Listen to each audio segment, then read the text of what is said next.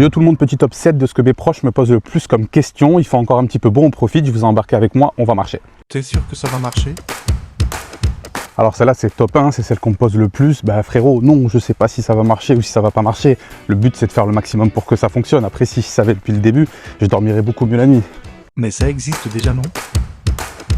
Alors celle-là je la déteste premier degré, hein. Tous ceux qui disent mais ça existe déjà, pourquoi tu veux le faire? C'est pas parce qu'il y a un truc qui existe déjà qu'on peut pas faire mieux. C'est pas parce que Nike existait que Adidas ils se sont pas lancés et ils n'ont pas cartonné. Ou l'inverse, je sais pas c'est lequel qui arrive en premier. On s'est compris. Ah celle-là elle m'énerve. Tu devrais attendre d'avoir plus d'expérience. Alors celle-là, je peux être un peu d'accord, je comprends un petit peu l'idée, sauf que si on attend à chaque fois d'avoir de l'expérience pour faire des trucs, eh ben en fait je pense qu'on fait jamais rien dans la vie. Donc moi je suis plutôt team on fait des erreurs, et en fait c'est comme ça qu'on prend de l'expérience, et après on fait des trucs un petit peu mieux quoi. Tu devrais viser petit au début. Alors ça c'est terrible, ça c'est souvent en plus dit par les proches parce qu'ils veulent un peu te protéger, ils veulent pas que tu prennes trop de risques. Ça aussi je pense que c'est très français.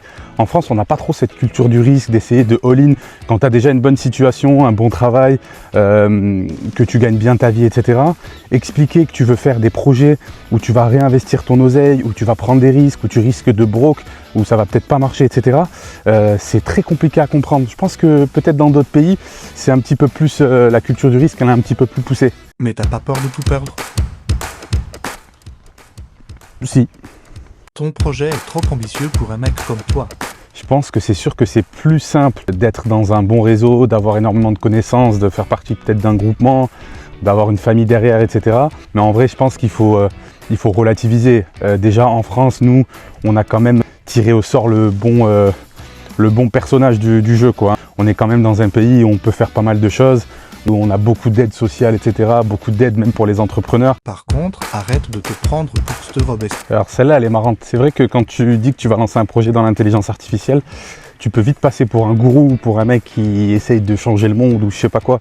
Bon, en réalité, c'est que si on fait un parallèle, je pense que ceux qui se sont mis à bosser dans Internet dans les années 2000 ou même dans les années 90, ils devaient être pris pour des grands malades parce que c'était un truc de fou, Internet, les ordinateurs, etc., à l'ère du numérique. La réalité, c'est qu'en soi, en fait, l'intelligence artificielle, une fois que tu commences à t'y intéresser et à comprendre, c'est pas beaucoup plus compliqué que d'autres sujets.